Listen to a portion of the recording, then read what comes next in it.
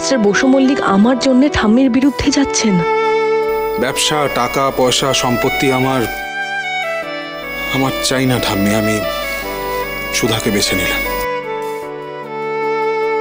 দাদু ভাই,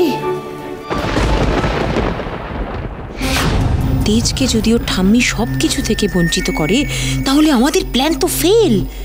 আমার লিটল বেবি তেজকে বিয়ে করেও তো কিচ্ছু পাবে না।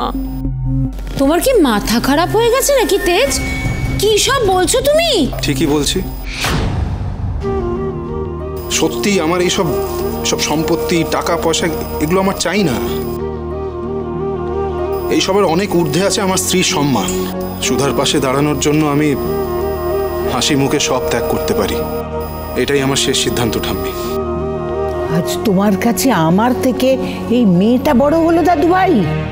তুমি এখন বুঝবে না ঠাম্মি, আশা করছি একদিন বুঝবে যে আমি কিন্তু তোমার শিক্ষারই মান রাখছি। তেজ বসু মল্লিক শুধু নিজের ধর্ম পালন করছে, আর কিচ্ছু না। তাহলে আজ তুমি প্রমাণ করেই দিলে যে তুমি ঘর ভাঙানি।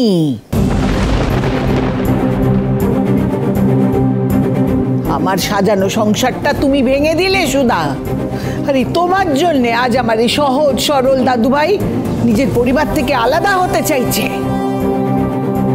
তুমি একটা ঘর ভাঙানি মেয়ে।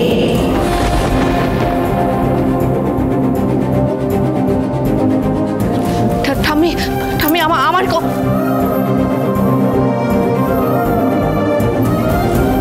আমার সাজানো সংসারটা তুমি ভেঙে দিলে সুধা। তুমি একটা ঘর ভাঙানি মেয়ে। তারপর বৌদি দাদাভাইকে ভয় দেখানোর চেষ্টা করছিল, কিন্তু বৌদি সেটা পারেনি। আর তারপর শুরু হলো দাদাভাইয়ের হিরোইক মারামারি, পুরো ডিসুম ডিসুম। আর সবাই কুপকাত। আর হিটলার দাদি তো পুরো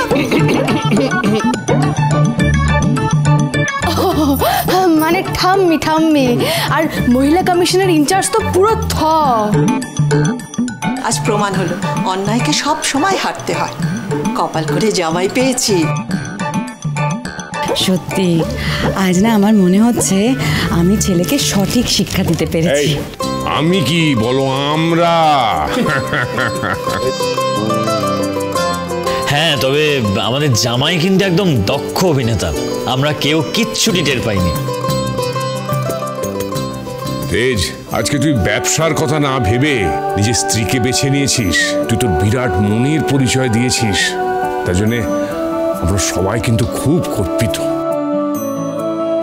আমি জানি যে মা কিছুদিনের মধ্যেই নিজের ভুল বুঝতে পারবে, আর ততদিন আমরা সবাই কিন্তু অপেক্ষা করে থাকবো তোর আর ত্রিধা বৌমার জন্য। শুভ বিবাহ সোম থেকে রবি প্রতিদিন রাত ৯টায় স্টার জলসায় ও ডিজনি প্লাস হটস্টারে।